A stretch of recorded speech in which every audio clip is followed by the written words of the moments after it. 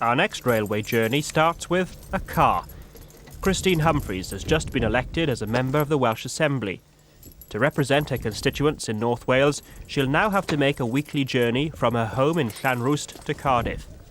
She'd rather do the whole trip by train, but a quick visit to her local station reveals why that may not be such a good idea.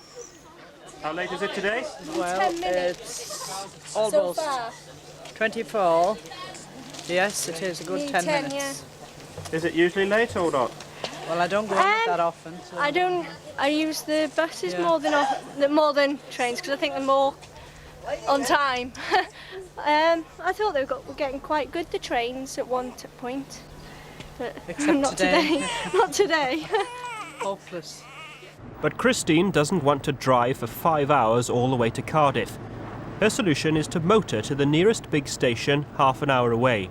We're on our way to Llandudno Junction station now because, as you realise after being in Llanrwst, the train there can be quite unreliable, or if it does actually arrive on time, I would have about a 45-minute wait in Llandudno Junction station. So it's almost really much more reliable to take my car down to the station itself.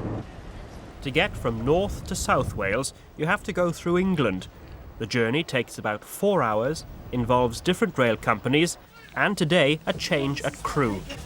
With all that time on her hands, Christine would like to do some work, but finds that isn't always possible. I find it quite difficult to work on the train because, as you can see, I've got quite a few documents to go through. The space that I've got to work on is very, very limited.